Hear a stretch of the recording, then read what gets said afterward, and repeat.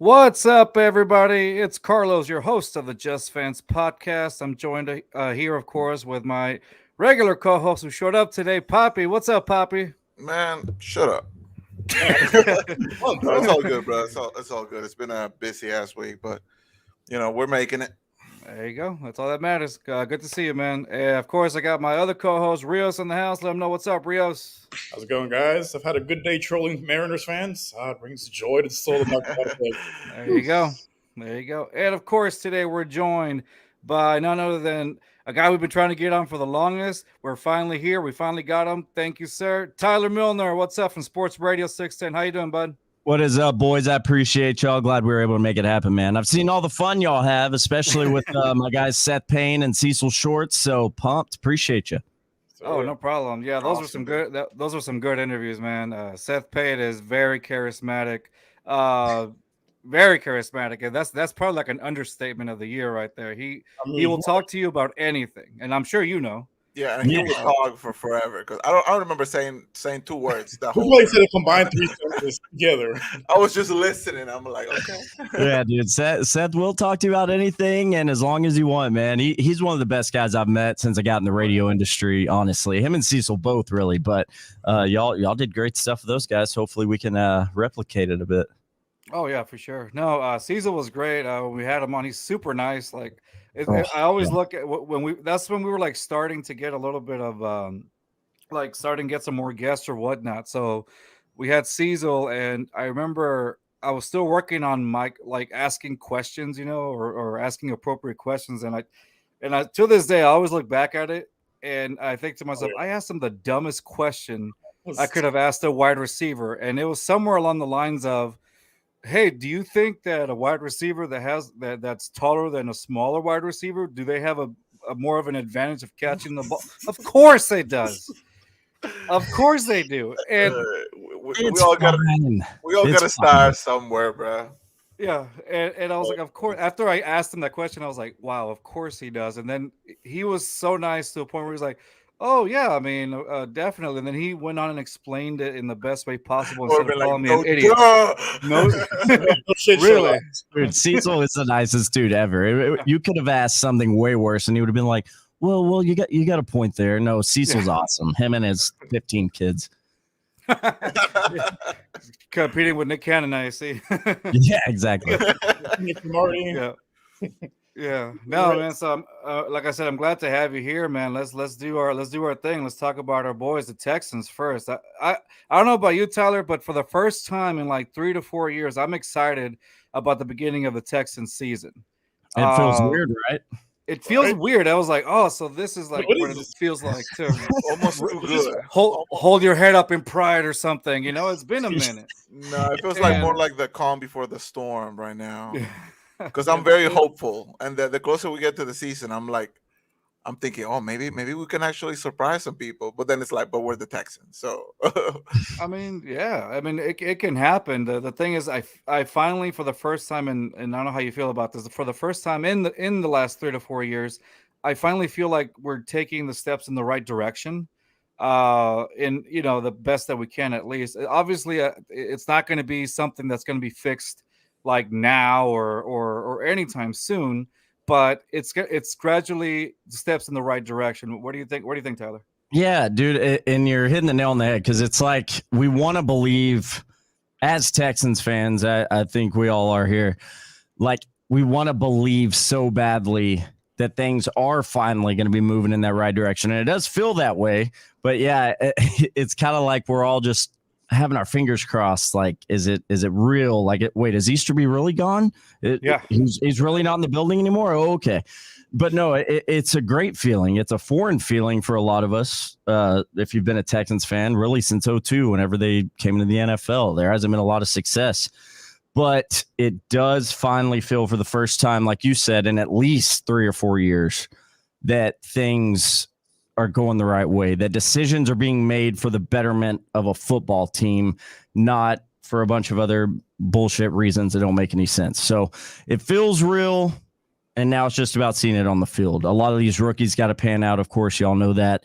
But D'Amico's here. He has returned, Coach D'Amico, And that alone, like that seems to be a decision that in years past would not have been made.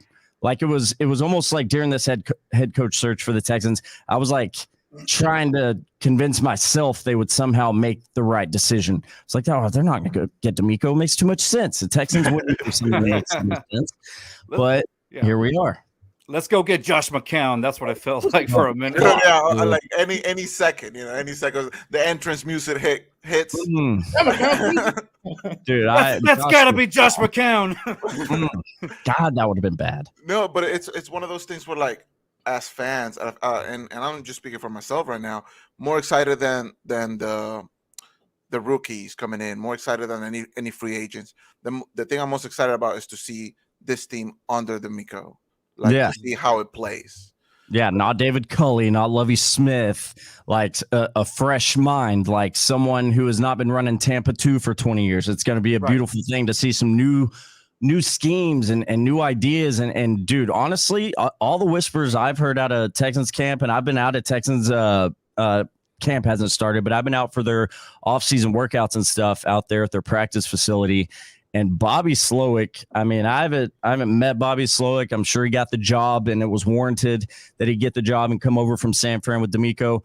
But the players, other coaches, they are pumping this new OC up. Like, Slowick is a just offensive genius, and I hope it's true. But Slowick's getting a lot of love. That's good. That's good to hear. It feels like, like I said, going in the right direction. It should feel that way, because right now I'm more like curious, because I haven't really seen I don't know much about Slowick, I guess, in that 49ers offense. And I think some of us feel that same way right now. We don't know. It's like that sense of curiosity at the same time. So you want to know, you want to see how this offense is going to run. If it's going to be very similar to that Kyle Shanahan offense, almost similar to like Gary Kubiak, and which worked wonders for Arian Foster and whatever quarterback. It's very QB friendly. So Rios had one of the points that you made about, it's not David Culley, it's not how do you call it, Lovie Smith. Rios, when we were still in the process of getting a coach, Rios had brought up some good points about, like, if you don't mind telling Tyler, Rios, about like how these younger coaches, are I guess more relevant to these players in a way. Yeah, well, so more or less, like, not too long ago he was in the league. He's younger than some of these older guys, but he's not set in his ways. Like, he's going to be adaptable and fit his scheme to his players, versus the other way around, try to fit a square in a circle peg. Mm-hmm. Yeah, I feel like a lot of the times, like kind of like with Stingley, right? Running the Tampa 2 was not. He wasn't being effective in that system, and Lovie never tried to adapt to the strengths of his players. Yeah. So, we just saw the kid at LSU. We just saw Stingley at LSU like dominate in every situation virtually. That's what we picked him so high. That's what we picked him so high. And then you bring him in and put him in a Tampa 2 system. Yeah, you just make him look average. And he had decent games, but he never like showed the potential. Like Sauce Gardner over there killing it. And they will forever be linked. You will always compare those two. Exactly. Mm-hmm. But hopefully with DeMeco, my guy can actually put up some numbers this year. Yeah, I mean, look at college of every area, but the defense, especially the secondary. I mean, there's different faces. There's a whole new scheme. It's going to be interesting. It looks very good. It looks very good on paper. Very promising. But again, it's the way it plays on the field. Absolutely. It's almost like PTSD that we have. It's like, I want to be hopeful, but I'm a little skittish. Honestly, did we win? Like, is that a W, not an L? What? or a tie? It's not a T. Oh, man. I mean, you just think about all, like, when you really take a step back, and we hate doing it because we all lived it and you don't want to live through it twice. But when you take a step back and you look at the last 4-ish years, you just rack up just the headlines alone that were put out regarding the Texans and things in the organization or on the field or off the field. I mean, good Lord, it was a long time of some really bad shit going on. And now it's like, oh, wait, something positive. Oh, you hired DeMeco. Okay. Oh, the offense, it's looking good. What? Like, okay. Oh, we drafted a quarterback and you moved up and you went and got Will Anderson Jr. Like, what is happening now? But it's good stuff. Yeah, as soon as I knew that I had a feeling the organization was going in the right direction once the announcement came out that they had fired Jack Easterby. I was like, this is it. This is it. The light at the end of the tunnel for now, boys. Like this is it's amazing. It's an amazing feeling. It was almost like an epiphany. You're like, what? What's going on? It's It like was an amazing that scene from Lord of the Rings when they finally tossed the ring to the fire. That's what it felt like. Yeah. It's finally over. It's finally over. Dude, I couldn't believe the it Miko, myself, the Miko is Gandalf, like at the top of the mountain with the armies coming down, smiling at the Texans like what he did with Frodo in the room. Goodness, sorry, we're nerds. I thought I love Lord of the Rings. You're talking my language, right? So I thought when Bill O'Brien was fired, I thought that was the move that was going to change the franchise around. Obviously, that wasn't the case. Obviously, Easterby was a cancer that was in the organization and like rooted more deeply than anybody thought. Anybody had an idea. Mm-hmm. So thankfully, with him gone, right? Like like Carlos said at the top of the show, man. Like it feels weird. It feels weird going into the season. Like I cannot wait for football season to start over. Like I cannot wait, man. Like looking on Twitter, people say like there's only two seasons of the year: football season and not football season. And that's exactly how I've been feeling all year, like all off season long. Mm-hmm. I couldn't even care less about free agents or any trades or anything. I just want a ball to be snapped. Yeah, no, exactly. So speaking of all that, so right now, like Tyler, are there any how do you call it, any players that you're really, besides CJ and Will, like we already know those are your main ones, but sure, are there any other players that you're kind of like either have high expectations for, or you're just kind of looking forward to see how much they can help the team out in this season?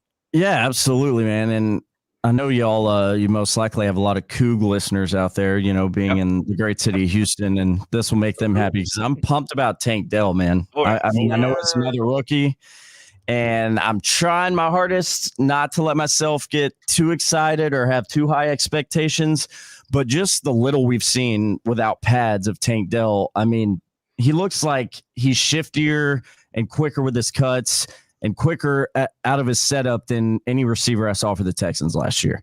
And that includes the ones that are still there, like Nico Collins.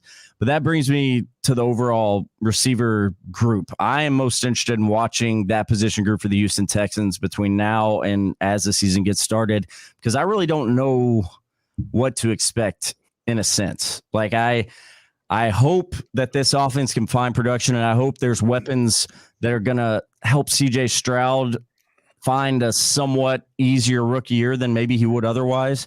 But I'm kind of concerned about the receiver group of the Texans.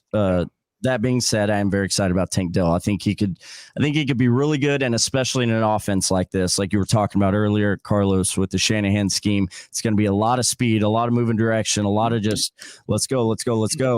And Tank Dell looks like he is built for it in every sense of the way. Yeah. I'm excited for Tank Dell also, and this is just not trying to be a homer, with the U of H thing, but you see like some of the things that are posted on Twitter, some of the posts where he's like training with Jalen Waddle, he's training with these other receivers, and like it makes you realize, hey, this guy is actually trying to work his butt off to try to be competitive in this league, to be one of the top receivers, make an impact or something, and so which is great because obviously that helps out our team tremendously. There is a question in the wide receiver core, like, hey, who's going to be the one steps up? Because for the longest, Nico Collins, like I this year I do have higher expectations for him because I'll give him the fact that, hey, look who you had throwing at you for the last couple of years, right? And so I think this year maybe Nico steps up. I hope so. It's almost like nut cutting time, man. At this point, it feels like Nico's got to. I'm not saying he needs to go out and be a top 10 NFL receiver or anything, but at this point, you got to stay healthy for Nico Collins. And when you are healthy, you got to find some more production. I know he was just a third or fifth round draft pick? Yeah, but come on, man. Show me a little more. Do you think he's somebody who, if he, because the health concerns are up in the air, right? But if he can stay healthy for long enough and actually put up some good numbers, is he somebody who you would look to trade away to try to get something out of it, or are you sticking with him I mean, that's a tough that one's tough. I mean, a lot of it is riding on what he's about to do in 2023. But I can tell you this: I mean, like the Texans, when you do look at the overall receiver room right now in Houston, they lack significant like size. And and in the NFL, I'm not saying you can't be a receiver that's small and speedy. We see it every year. You can do that, but you got to have at least, I think, a couple of big bodies in that receiver room, guys that can go up in there and snatch it away from whoever's there with them.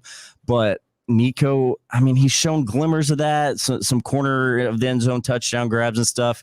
But I need more, man. I need more consistency for sure. Yeah, and if he doesn't show more to what you said, Poppy, then I mean, I guess just try to get something back for him. I mean, that would even be though. What could you even get from it at this point? Yeah, like a 6-rounder at best. Yeah. Like just putting up numbers, like I don't know, man. You can. I mean, we still have a lot of holes in this team. I mean, if he's putting up numbers, why trade him? Because you don't really have a true X receiver. Because you already know that. I mean, it's a health concern. Like you could have a healthy 2023, and then next year misses like half the season. Like you never really know with them. Yeah, it's an inconsistency, I guess. Exactly.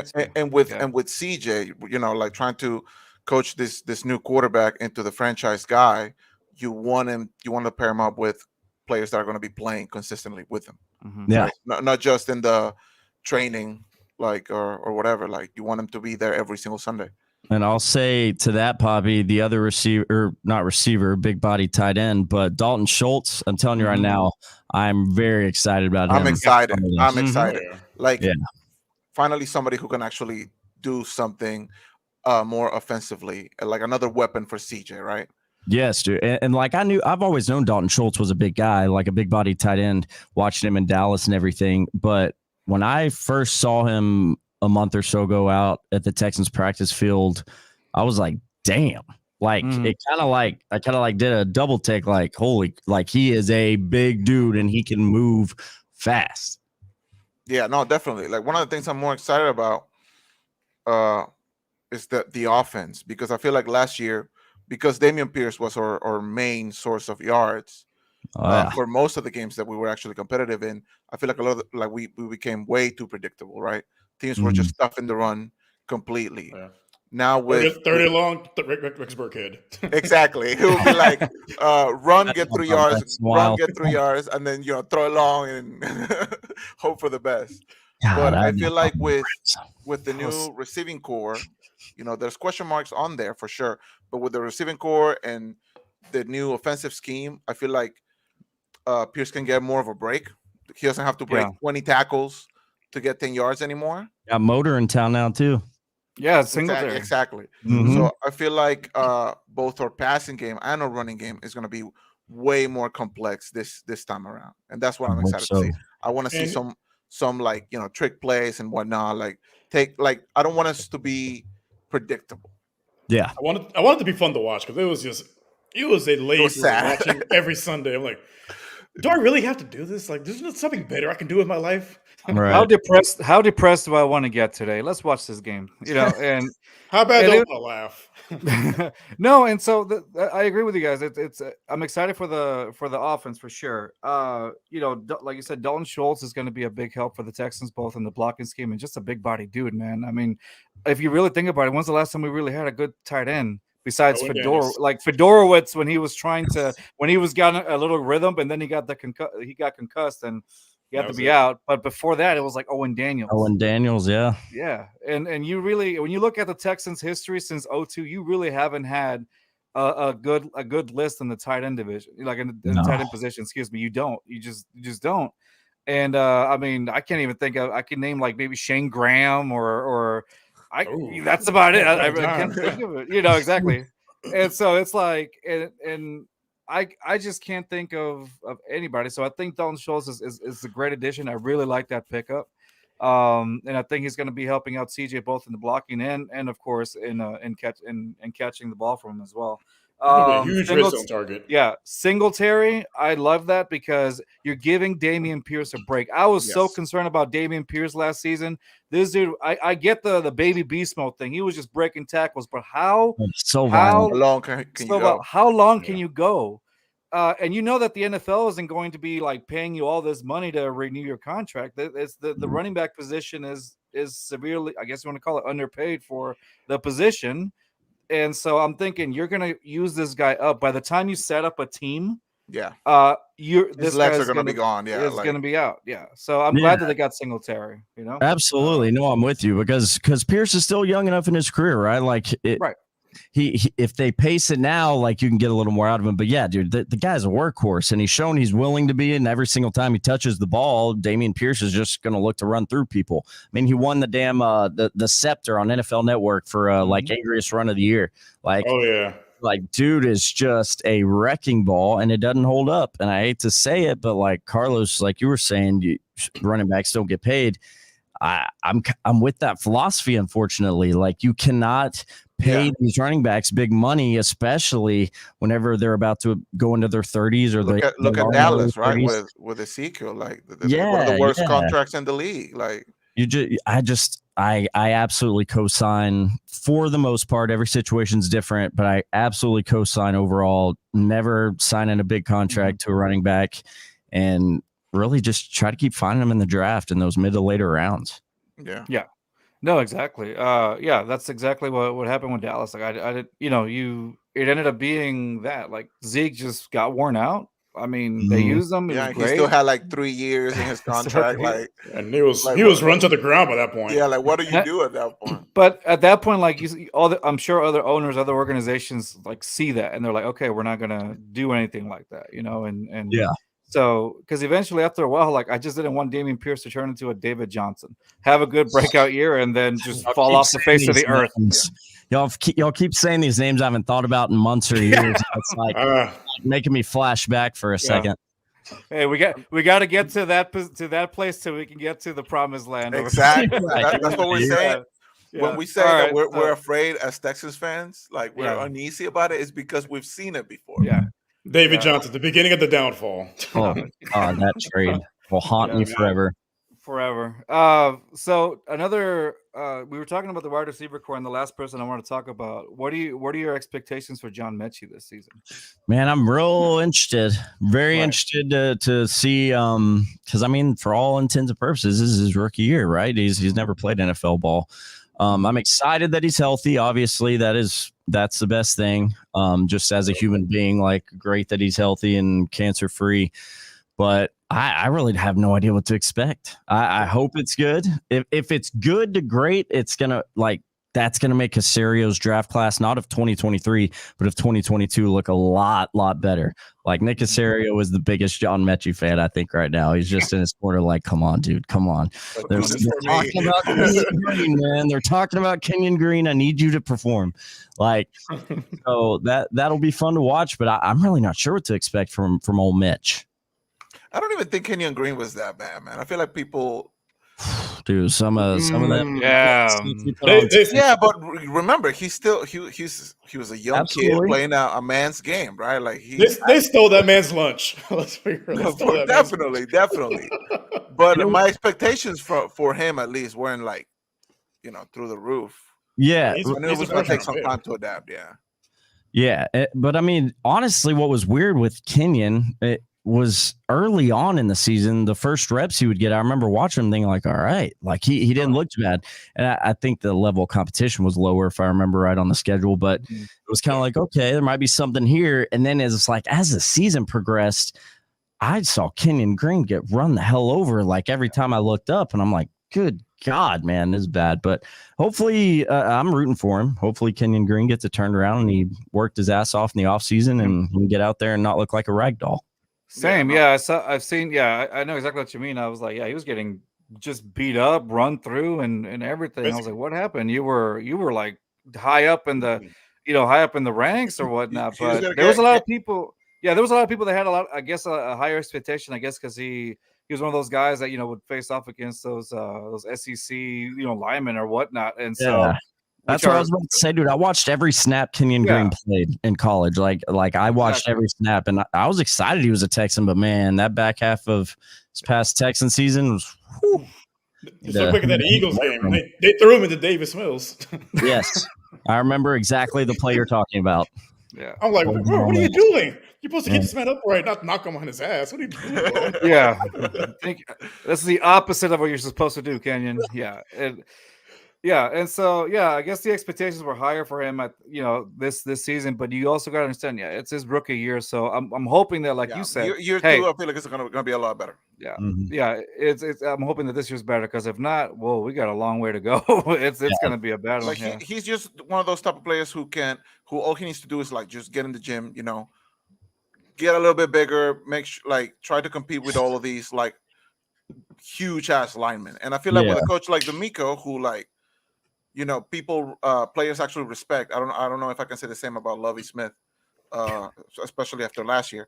But I feel like if D'Amico can get into these players' heads and actually make them do the work and get the best out of them, and that's why I think John Mechie is going to be a surprise this year. I think he's going to surprise a lot of people.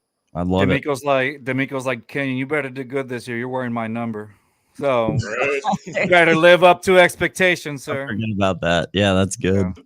The first second he gets up, he's been like, Let me take my number back, fool. Yeah, take my number. Show you how it's done. Yourself to 9. Yeah. You don't deserve this number.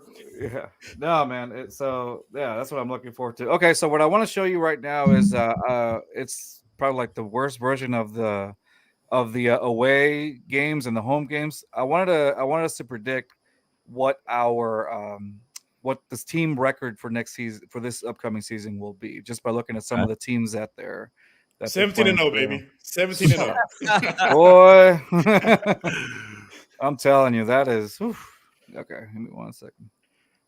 Nope, that's not it. Because last year my prediction was reversed. 0-17. The perfect season. 0-17, yeah. Okay, so let's look at the home game first, okay? Right here on the left. So we got Pittsburgh, the Saints, the Browns, Tampa Bay, Broncos, Cardinals, Titans, Jaguars, and the Colts. So let's start off. I guess let's start off with Poppy. Poppy, what do you think? Which teams do you see us getting a win over in that? Maybe this might be the first time I'm really looking at it. Maybe I'm being a little too optimistic, but there's a bunch of winnable games here. There's a bunch of winnable, some competitive ones. We're definitely beating the Broncos. There's no excuse for us not to beat the Broncos. No. You don't think that Russell Wilson steps it up this season with Sean Payton? I don't know, man. I feel like let's ride it to the ground. With how bad things were, like they don't deserve any like expectations from me. They don't get the benefit of the doubt. They don't get exactly no, because I gave them the benefit of the doubt, like through half the season last year, and then at some point I was just like, no, this team's just a bad team. No, my favorite thing to watch last year was to watch, how many touchdowns compared to bathrooms Wilson has. And you talk about Sean Payton, like what the hell did the Sean Payton did with the Saints the last few years? Oh, I forgot you're not a Saints fan. Exactly, but the Saints. Anyway. They went from mid to mid with their car. I don't know what the hell they're doing. Don't get me wrong. Their car is a good quarterback when you compare him to like the rest of the dog water quarterbacks in the league. But he's still, in that lower tier of like good quarterbacks. All right. So, Poppy, who do you see where do you see the win column here on the home games? We're beating the Cardinals. We're beating the Broncos, the Colts, the Titans. We're losing against Jacksonville. We're losing against the Browns. Fuck the Saints. We're beating the Saints. I think we get out of these 9. I'm thinking we can get 5. 5, okay. Optimistically speaking, we can get 5. Yeah. Okay. And what about the away? We're losing that one. We're losing that one. We're definitely losing that one. Okay, which one? Tell me the name. That one. Losing that one. I think we get maybe. I think we beat Jacksonville once. Yeah. And then we got to beat Carolina. They took they took Bryce Young, so we got to beat Carolina. So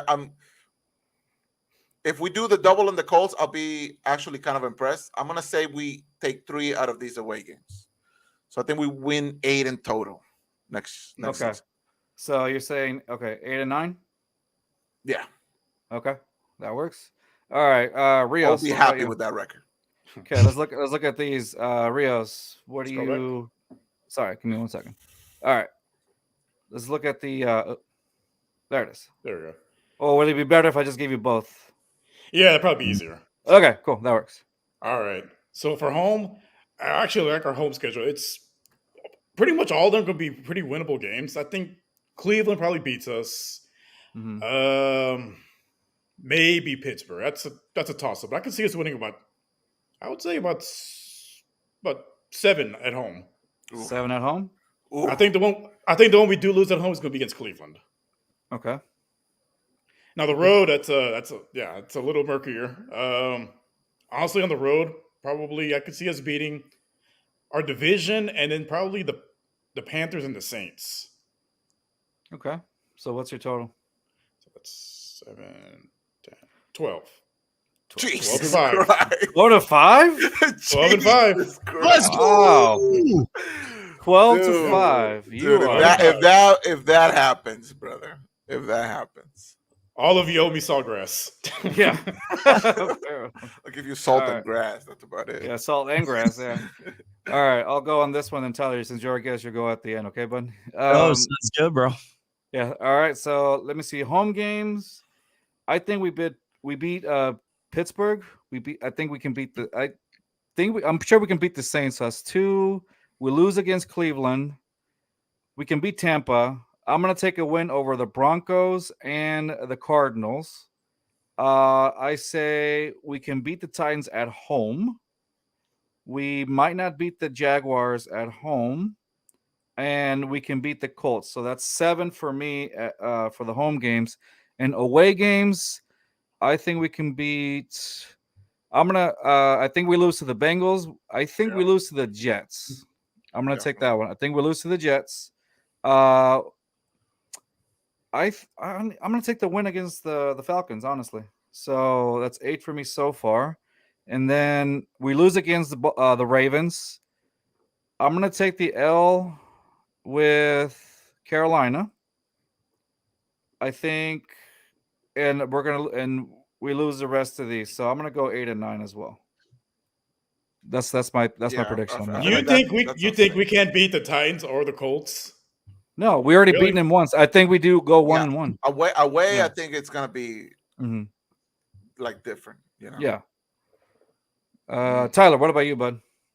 Man, as far as the division goes, let me just first say I do not understand the world's infatuation with crowning the Jaguars like the kings of this crappy ass division already. Right.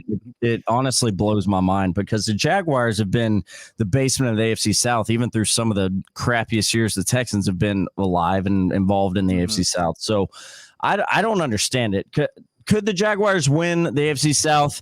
Absolutely. Sure. They're the ones coming in off winning that division, and Trevor Lawrence is a pretty damn good quarterback. I could see it happening, but I don't get the love affair with the Jacksonville Jaguars. I just don't. They got a crappy ass color scheme. They got a crappy ass organization. They've lost a lot of games. I'm serious. I've had this conversation with people lately, and it blows my mind. I'm like, it's the Jaguars. Like it's the team that when the Texans were going through some of these crap years here in the last 5 or 6, they were still in the basement somehow. Yeah. But that being said, I don't know how the division of home and away will shake out, but I like to think it's going to be a split with the Titans, depending on what they do at quarterback. It'll be a split. Most likely with the Jaguars. I think they can sweep the Colts this year. I'm not an Anthony Richardson believer. I think he's an athletic freak, but I don't think that's going to pan out. And then they're sitting there trying to figure out what to do. So yeah, that takes care of the division. Home games other than that, I think, yes, you beat the Broncos. You can beat the Buccaneers. You sure as hell better beat the dysfunctional ass Arizona Cardinals. Yeah, fucking better, bro. Dude, they may have caught the dysfunction we had here in Houston. Otherwise, just refund everybody in the stadium if you can. Yeah, if you can't beat the Cardinals, what are we doing, guys? What's the whole point? Yeah. Well, probably that week they release a new Call of Duty map, so we won't see Kyler. That's good. Well, as long as whiny ass, crybaby ass Kyler Murray's quarterback for the Arizona Cardinals, I think you can get him beat. Because who knows if he'll even be healthy. And then on the away side, man, I think you beat the Panthers, and then we already covered the division. So in total, I think I got 7 wins for the Texans this upcoming season. Okay. So okay. I see that 7 out of What 10. would you say is your more anticipated game out of all of these? Yeah. Most anticipated? Yeah. Because we Let's don't say have the Cowboys. Cowboys this year, so it's like, Yeah. what am I looking forward to, right?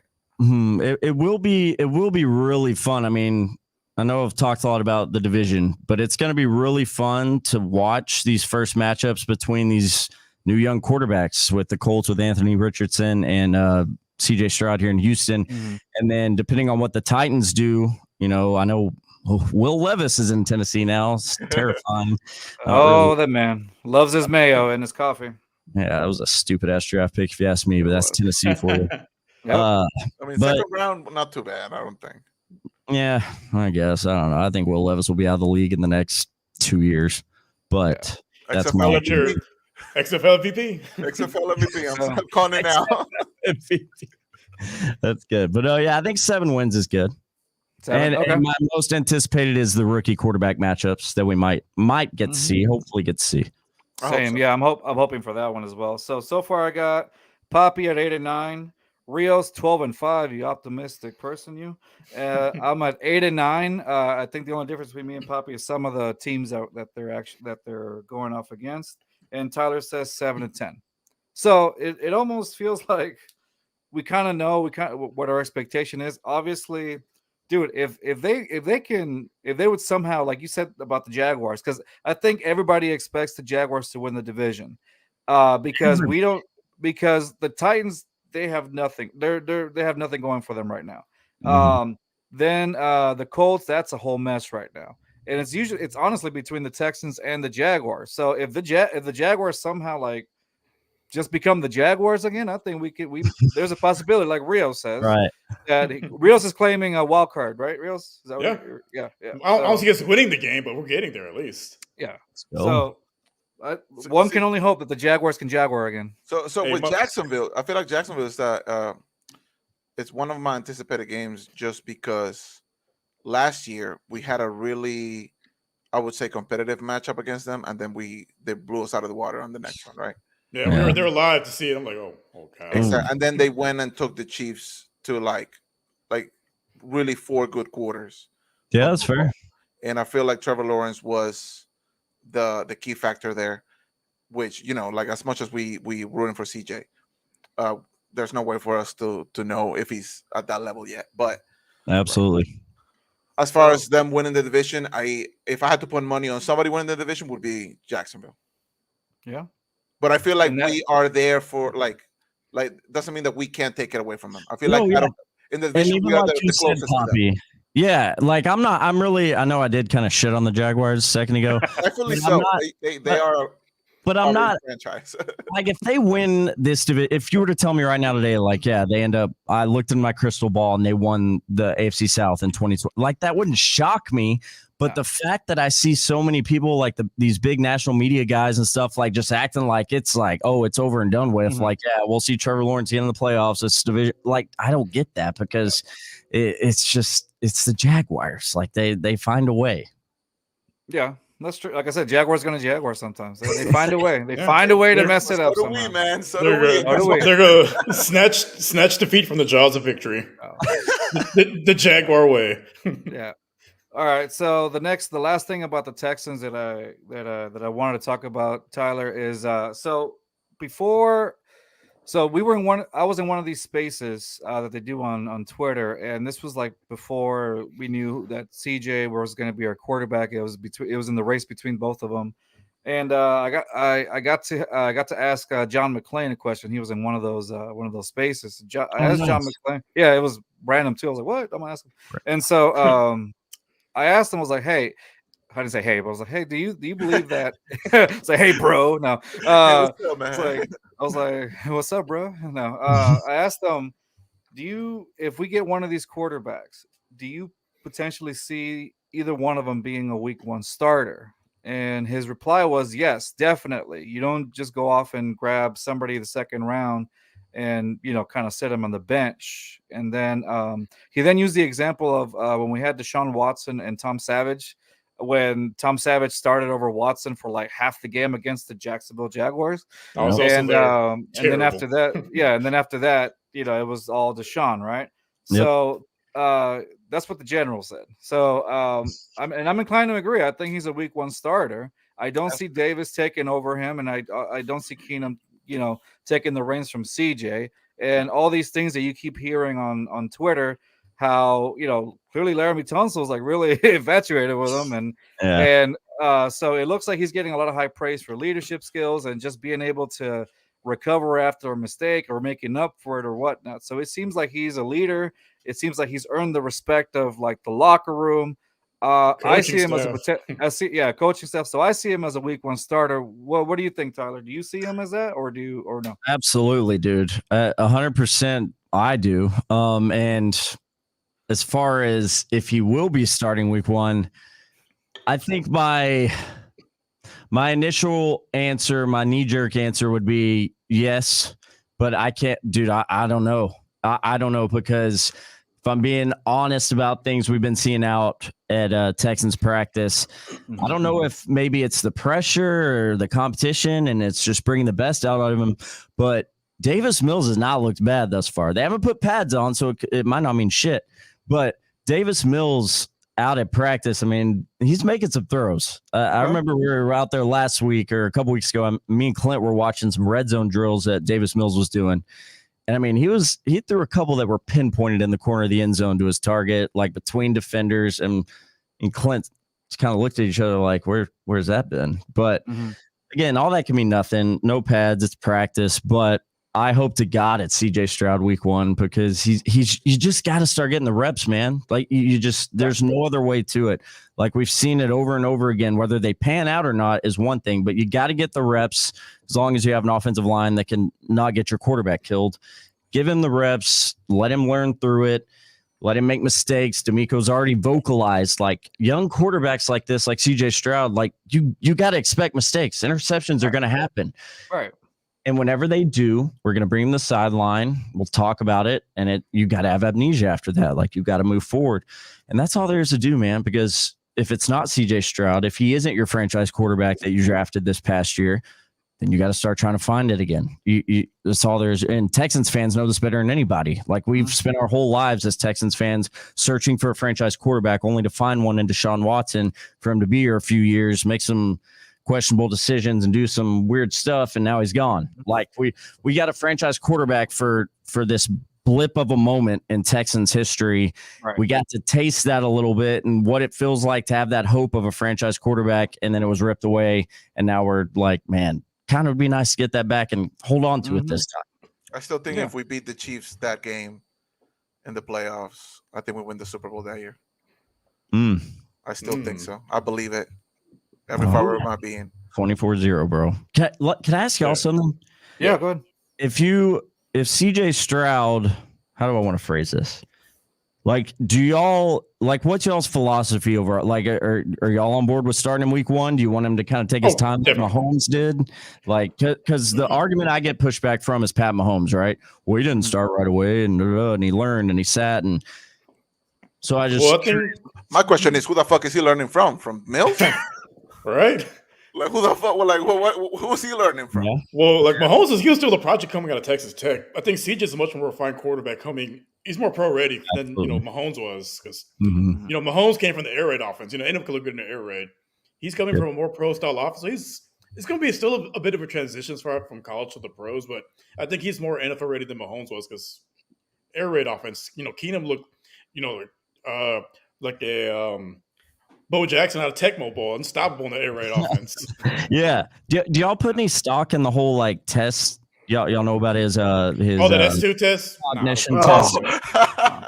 Yeah, what y'all what do you feel on that?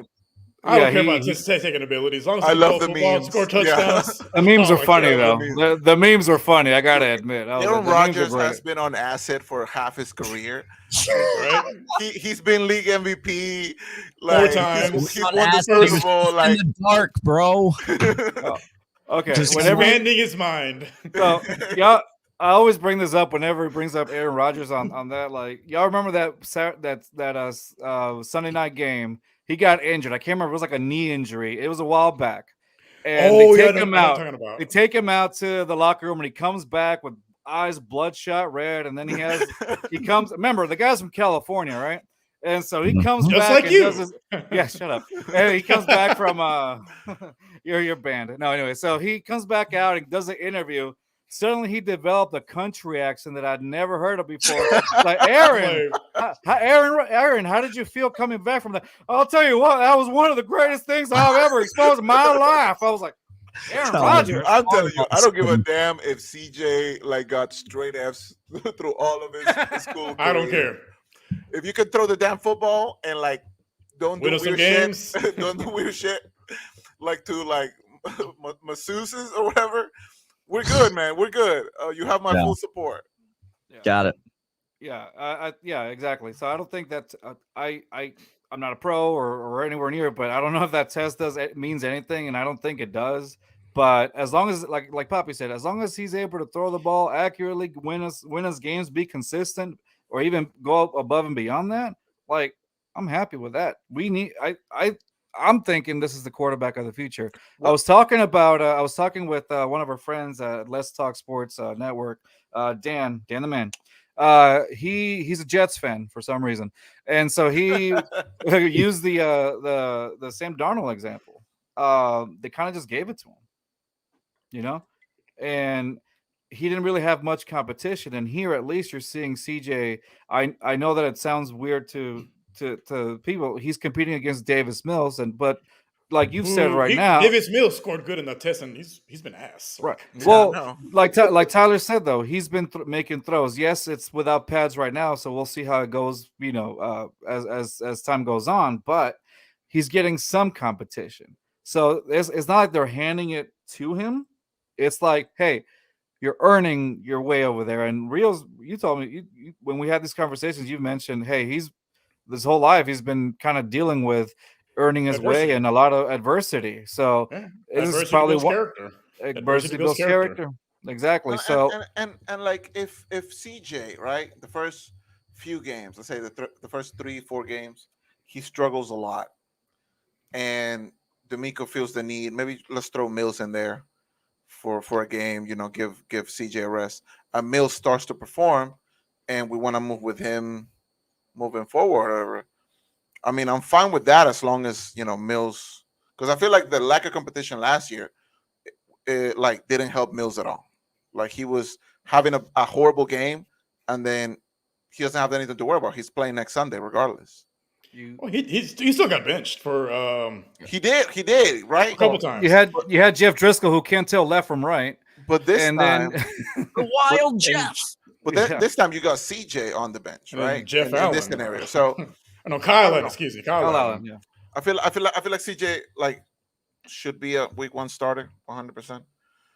As long as he doesn't get killed by the shaky O line we still got. So let's say that like CJ is week 1 starter, and let's say, God forbid, he like bombs. Would you rather have a full bomb season with CJ, or would you? Yes. And then maybe and then just develop his abilities as he goes. Get a just number kind of 1 trial pick and next year. error. Kind of throw him into Get a high Wolves pick kind of next year. Get another quarterback. Hell yeah. Well, we don't have that high pick, sir. We traded Arizona's. Fuck Arizona, man. They're probably gonna trade it for a bag of chips. I think the reason they gave their pick instead of Cleveland's pick because they expect that better in Cleveland. I can totally see that. I like the Cleveland confidence. is up in the air. Cleveland, I feel like they can either it's bed Cleveland. Or the factory of sadness for the last half century. That's fair. All right, so. There's that. So Tyler, you said you'd be okay with that if man.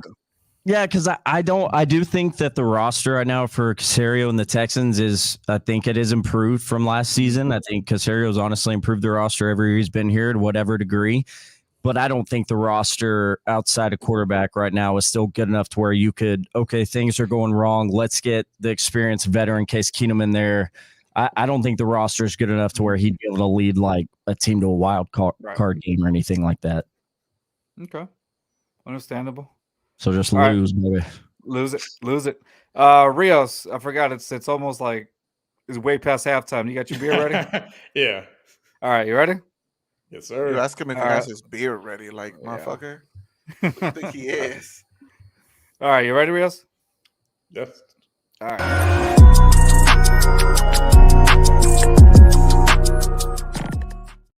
Enlighten us, sir. So, in lieu of our Rockets' recent success in Summer League, with the Clutch City Lager. So I was there when they premiered it a couple years ago. It's a good stadium beer, man. Like you're at the game, it's real easy to drink, real smooth. Plus, I love the logo, man. Just the Rockets should make this their full-time logo. They need to bring it They back. should bring it back, dude. They need to. Bring back the ketchup and mustard jerseys. Yeah, I'm tired. I'm kind of tired of the Rocket R thing. Please change it back. On. Change it Yeah. back. Change it back to this. If you guys are watching, change it back to this. The fans and the players would love that because that's.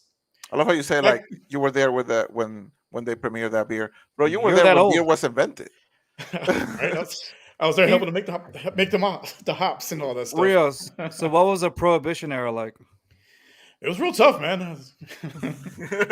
So Tyler, we rib on Rios because he's the oldest one out of all of us. How old do you think he is? Yeah, seriously. By looking at him, how old do you think he is? And if you say 42, you would be right. I'm gonna go with 42 then, Poppy. I'm 39. Audie might be hating on you a bit. 39, Oh, man, you look good, dude. Don't let him hate on you. 39, He's 39, 40 but years ago. he's an old 39. How old are you two fellas? I'm 34. 34 going on the 106. Okay, grandpa over here, bro. You're an old 34 for sure. Yeah, I am. I'm Well, 28. Poppy's 28. 28. Okay. Yeah, I'm the baby of the group. Mm. Loser.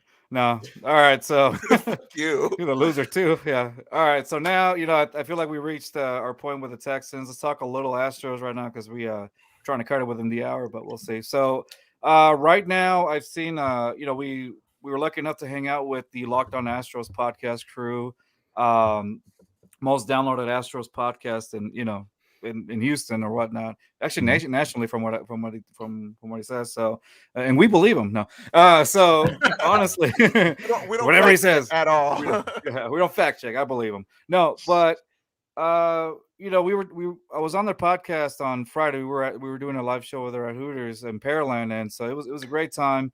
And we talked about some of the issues with the Astros going on. So as a trade deadline approaches, what do you think are some moves that the Astros definitely need to make, Tyler? Man, priority number one for me is, I know a lot of people are freaking out right now, especially with recency bias of the last few games we saw where the bats disappeared at Minute Maid Park. Right. And I'm not saying the offense hasn't been bad in this first half for the Astros, but that's not my big worry right now. I think the Astros can get healthy and the bats can be just fine. My biggest priority and what I think Dana Brown and the Astros need to be doing is what we've seen Jim Crane and the Astros do here recently in other years, and that is you got to go get a starting pitcher. Yep. I think that's where it's at, and I hope they do it. We've seen them do it before. We've seen them go get a Greinke, a Verlander.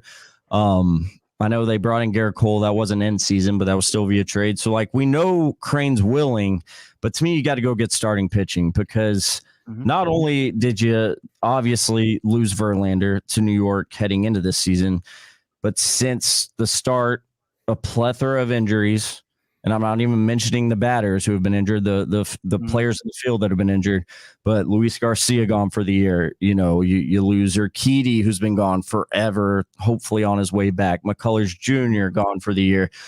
He's got Christian Javier isn't hurt, but he's playing very, very badly. So, yeah, it's like that confidence is lacking on Javier, man. I'm looking at his ERA right now is through the roof, and I'm just like, dude, what happened to him? Velocity, the command, fastball. It's all gone. It's all. The worst thing is that if you're in a close game, right? Maybe Javier had a bad day. You're in a close game, and then you put Montero on. Know you're giving up that lead.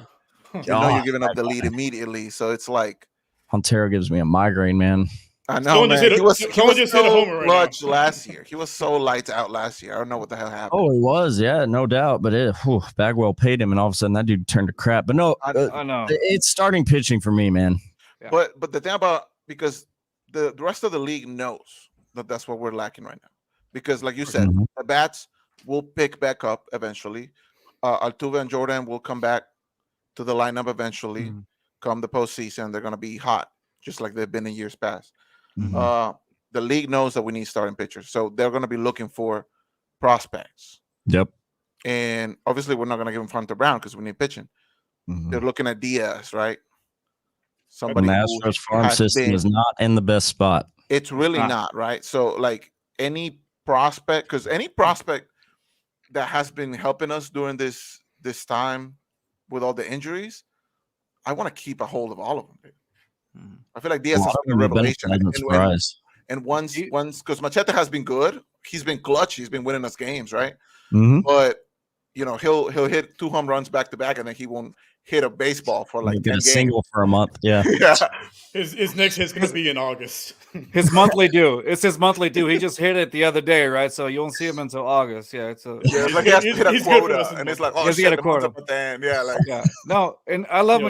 I love Maldi. Maldi's great. He gets a lot of hate on Twitter, whatever, but he's great. A lot of people don't understand that he's one of the defensive masterminds out of the Astros. They want to see hits, and when he doesn't produce, people hate on him.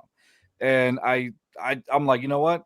I get it, but you gotta understand the game a little better. He does a lot of things, I guess, behind the scenes, if you Yes, will, dude. and he contributes a lot to the success of the Astros, especially last season. However, now this season, of course, I feel like he's had more of a down year than last season. I do think that Yainer Diaz does need more playing time. I think that's your Yeah. catcher of the future, moving forward at least. he's been And then amazing. and I think this is Maldi's last season. With I think his contract ends this season, if I'm not mistaken. I believe you're So yeah, and so that's I think now the Astros, as far as catching is concerned, and he's another at bat too. This guy, I mean, I was at the game where he hit two home runs back that same game. Yeah. So I know, yeah.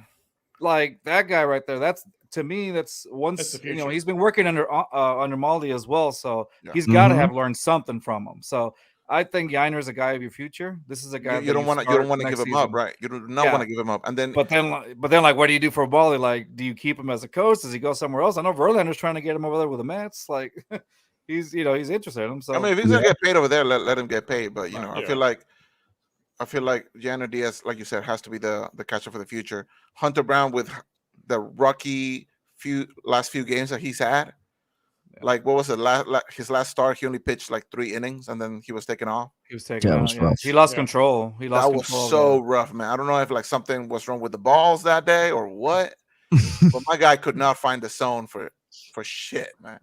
Yeah, and you know what, the catchers, just you got Corey Lee out there too. Like Yeah. that's a guy a lot of people in the Astros organization really like. I don't know how he stacks up right now in 2023 with what he's doing and with what's going on with Diaz, but Maldi's good to have this year though, especially Poppy. You were talking about these young pitchers we've seen this year. Who knows if they put some of these good starts together that we have seen from like a Belak, a JP France, those guys. Maldi is really good with the young guys and making them feel comfortable and in calling a game. Sometimes I think that's overhyped with Maldonado, but I do think there's something to that. There has to be. Yeah. There's a reason why Verlander was so fond of him while he was here in Houston. He had Chirinos before, and Chirinos was good, but he wasn't. He's not Maldi. Yeah, he's not Maldi. So, the thing is, like, if you do get a starting pitcher, if you go for a starting pitcher this year, who are you going for, and what is that team gonna ask from us? Because there's not a lot. Like, I'll give him McCullers today. I'll drive him all the way. I'll drive him all the way to Milwaukee to get somebody, right? Like, I don't care, but obviously, what are you gonna say? Get in the back. Get in the back. exactly. Fine. Yeah. I feel like any player that I'm willing to trade is either injured or just too good to give up, right? So it's just like, what do you do as the Dana Brand and it's a good the point. organization? I mean, pitching wins World Series, and we're gonna have to, bite the bullet and give some. We don't want to if we want that starting level pitcher because you can't rely on the bullpen. So you got now, like you have some center fielders now, which is weird to say. You got I'm loving Myers. Chaz. I know. Chaz You and got Myers have Chaz. been You amazing. got Chaz and Myers have stepped it up since last season. But you also got Corey Jokes. So one of You the can things that we slide into talked that center about. field. So one of the things that we talked about was like, okay, let's say if you get a starting pitcher, you try to be aggressive, get a starting pitcher. You know they're going to ask for either one of those guys. So does Corey Jokes give you enough value? Does Jake Myers give you? I think Jake Myers gives you some value, but maybe not enough. And of course, Chas McCormick is going to give you the most value. Do you give up Chas McCormick and stick with either one or I don't two? think Like, you what do can, you man. do? And even like I think I it don't depends even on want the to give up pitcher. Jokes. I don't even want to give up Jokes because I would hate to see Jordan in the outfield. What if they talk? What do they ask for a Dubon too? Doobie's been good. You're talking about the Swiss Army knife of this man. lineup. I'm telling you, it's You like can a complicated. You can put Dubon all over that fucking field, and he'll do a job. You don't want to sell high? Yeah, that's what I'm saying. They're going to be, if you're going to try to be aggressive, you know that the Astros are probably going to have to give somebody that we like. Dude, I'll trade Abreu and put Dubon at first. I hate to say it, Poppy, but I think Chas McCormick's going to get traded. Oh, you think so? I think so too. Of him to the Yankees. And here's the thing. Sorry, dude. I think it's going to happen. Here's the thing about McCormick, right? Here's the thing about center field in general. Ever since Springer left, that was one of the bigger holes in our like outfield. It was the biggest question mark going into the postseason last year. No doubt. And Chas stepped up and answered all of the questions. And left his imprint. Exactly. Yeah. He did do those catches, bro. And he's been making a lot of those catches this year, right? Even after he came back from injury, like he's still like putting up numbers offensively and he's still doing the job defensively. Why would we give that up? Myers has been good, but the thing about Myers, he's not as consistent as McCormick. I feel like the fact that they've been trading places here and there, you'll put Chas like on left field a couple of times. Like I feel like you finally answered the center field question. Why would you want to reopen that door? You want the short answer? I don't know this for a fact, but there are a lot of rumors that come out of the Astros locker room that straight up Dusty Baker just don't like Chas. Yeah, I've heard of that too. Like there's tension between the two. Yeah. Honestly, man, Dusty, we love you, Dusty, but you make some questionable calls. Like he sticks up for his boy. Like you can tell he sticks out for his boys, but I haven't seen that love for Chas anywhere. So, yeah, and a few of the execs for the Astros, they really do for whatever reason. And I'm not trying to hate, but they really like Jake Myers. I don't know why.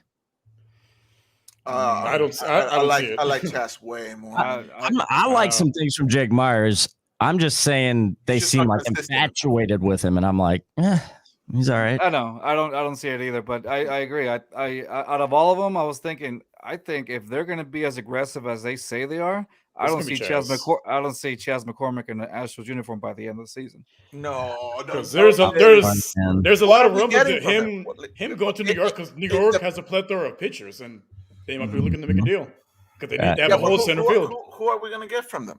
Who are they willing to part ways with? And they got a number because it's not like Chas is going to make a difference. Y'all want to quit Garrett Cole back? Hell no. Representative himself. Get the hell out of here. That pissed me off. That pissed me off. After the World Series, immediately changes his hat. I'm like, bro, you were just with a team like 5 minutes ago. Yeah, now you represent yourself. At least to go take a shower first. At least take a shower. He's like 90 more. I'm out, guys. Such a D-bag move. Yeah, we wouldn't get like, I don't know. I feel like Chas does more for us than I like Chas better than Jake. Yeah, Same. definitely. Yeah, definitely. I don't think Dusty does.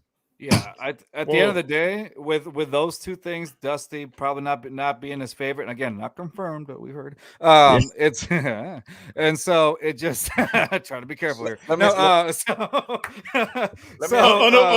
Unofficially. Unofficial. No, anyway, so with that being said, like you have two things against you. He's a great performer. He's better than Jake. I'm just gonna go file and say it. We all think we agree. He's better than Jake. He provides more value for a trade. He has been so clutch. Dude. Yeah. And again, like the organization said, Dana said, we're going to be aggressive. Come on. It just kind of seems like that's what's going to happen. So let me ask you this, going on that aggressive route. And this is something that me and Rios have been going back and forth. Oh, I know you're going with this. Started, right? Okay, Tyler, let me ask you this.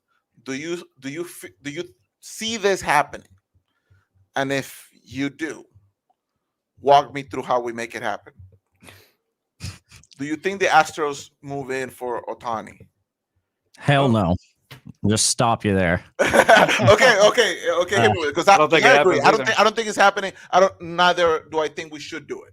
Yeah, Otani is the freak of nature we've all been witnessing, right? Like we haven't seen a player like him maybe ever. But with him being on the extreme side of that, all the way through anyone that could get a super contract or like a gigantic contract, I just don't think the Astros are going to do anything like that. That's going to have a contract on the books where it's like clearly the majority of your payroll. Mm-hmm. They just don't believe in it. But what if you just get him for just the even Otani, man? I'm telling you, that's my. What if you getting for the rest of the season? A rental, like a 3-month rental, kind of a thing. 3-month rental. Go all in for the World Series type thing. Because this is what Rios has been pushing. I don't think a rental is worth it, but if it gets you the ring, I don't think it wouldn't be a rental because basically Dana's job at this point, convince them, hey, what do you care more about, the bag? You'll be like Mike Trout, 12 years, 0 playoff wins, or take a little bit less money and secure, a couple World Series rings and be young enough to get your next big contract. Yeah, but he can still get the bag like at a he goes to the Dodgers. He goes to the Dodgers. He goes to the Dodgers and be competitive over there. And he doesn't have to travel far. And lose to us. So what does that get? What happened to Poppy? I have no idea. I think my camera. No. This looks better. It looks better, right? It feels like guaranteed Otani's going there, right? You just said the Dodgers. I'm thinking he goes to the Dodgers. It feels all guaranteed. So, what all would you give up that brought him in for a rental? That would, because especially if you don't get that third World Series and you did get the rental, that's gonna hurt. It's gonna set you back years. Yes, anything. It's gonna set you back years, both financially and then some prospects. Years, depending on what they have to give up. If it's just a rental, but I think they could probably convince him to stay because again, who doesn't want to play for a dynasty? You really think they're going to trade Chas? Here you go, have Chas McCormick and 2 prospects come over to Houston. Yeah, if we move for Otani, it's going to be way more than Chas, and it's going to be like selling the farm, really. I kept thinking that the Astros, if they were going to trade something, I'm pretty big on Shane Bieber from Cleveland. You're a believer. Yeah, I'm a believer. Yeah. Hey, me too, man. Me too. Mm-hmm. No, I wouldn't hate that. Bieber, I wouldn't mind him taking a look at, I don't know if they deal him, but Dylan Cease with the White Sox. Yeah. Mm-hmm. I wouldn't mind taking that because I think that could be a deal that's more affordable as far as what you'd have to give up. I've seen some whispers, and I know there's people talking about Max Scherzer. I heard about that. I don't know. I don't like that. I don't like that at all. Price for an old fellow with 2 different colored eyes. It'd be the Verlander Mets kind of deal again. So that does, I don't see that happening. Or DeGrom with the Rangers. Yeah. Well, another one I've heard is a Stroman from the Cubs. Yes, the Cubs. Yeah, that might be the one I've seen the most, which is intriguing. But and honestly, I don't think anything with the Yankees might happen, or I don't think anything with the Angels, just because we're in the same conference. We're in the same American League. They're not going to want to make it. They're not going anywhere. They're going to be third. They're fighting with Seattle for third place. Of course, but still, I don't see it happening. I don't think let's just say with your Otani take, I don't think that the Angels be like, yeah, let's give them. They're going to have to sell the farm, if anything. Yeah. And then with that's why I see if Otani does choose to go and not follow the Mike Trout way, that's why I see him going to the Dodgers. Number one is right there, so he doesn't really have to do much. And then the Dodgers are a more competitive franchise than the Angels are. I don't like the Dodgers. I hate them, but still. Yeah, fuck the Dodgers. Yeah, I hate the Dodgers. What happened to you, dude? Like your microphone and like your. I don't know. Let me. Maybe I need to come back at. I'm like you're in a hole. Right. He's at he's going to a tunnel right now. He's in the upside down right now. Oh man. Yeah, exactly.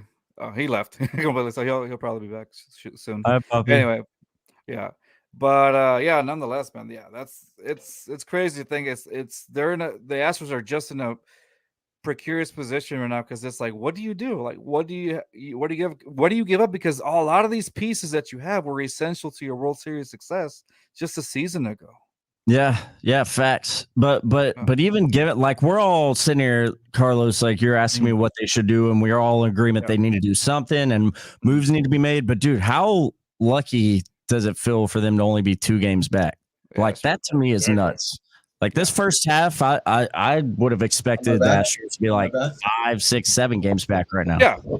Yeah, it shows the testament of the Astros have. Like, even with all these pieces missing, you're still only like 2 games back. And I hate to give the Rangers like credit. They can get on base. They can don't give them credit. Fuck them.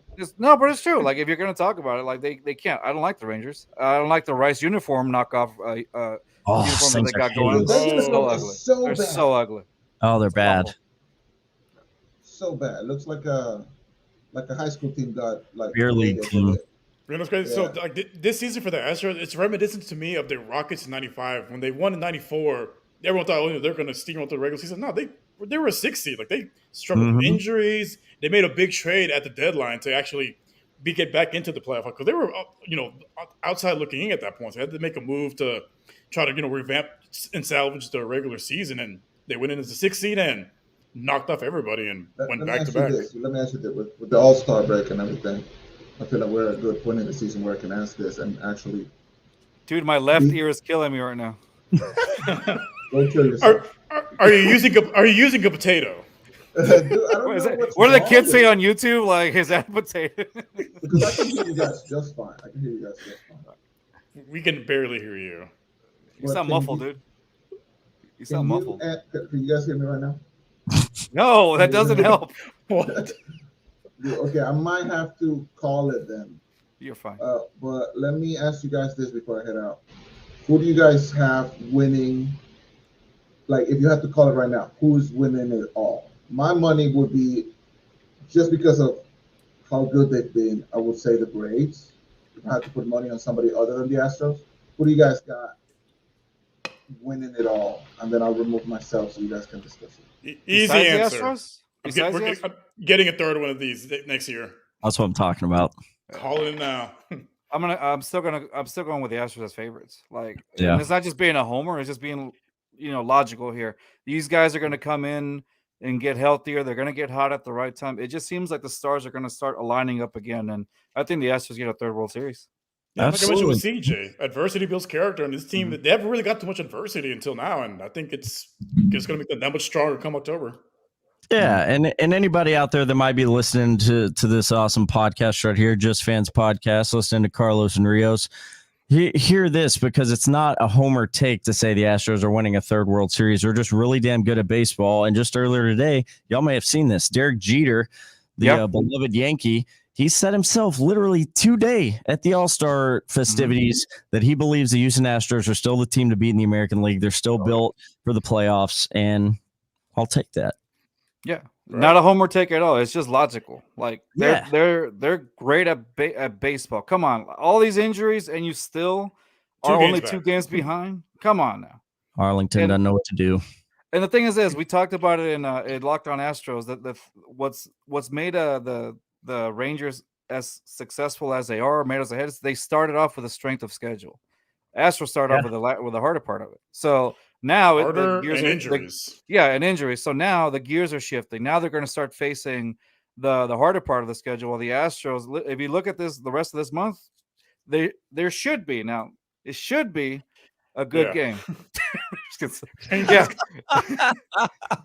and they should be able to blow these teams away. So I honestly believe the Astros are going to win it all again. And again, not a homer take. It's just logical. Let's go. Yeah, let's go. Another one. All right. It's like Thanos. We're inevitable. Yeah. All right, y'all. Well, Tyler, it's been great having you on the show, man. I appreciate you. Please, you got to come back again, man. Absolutely, dude. That is super fun, and I look forward to the next time we talk, boys. Oh, for sure. I think let's try to get Seth in at the same time with you. See how that goes. Oh, Lord, that'd be fun. That'd be fun. We'll see what happens. It's gonna be Seth talking for an hour. We love you, Seth. No, but nonetheless, we want to thank, of course, Let's Talk Sports. Follow them up at Let's Talk Sport on YouTube. Excuse me, on Twitter. Also, our friends at Sideline Sport at Sideline Sport One. Please give them a follow on Twitter.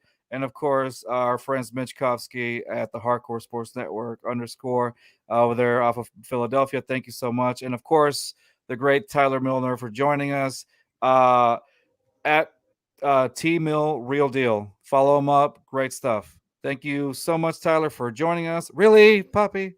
See, this is what happens when now they're going to be revoked from their they're going to be revoked from their admin login code. Watch.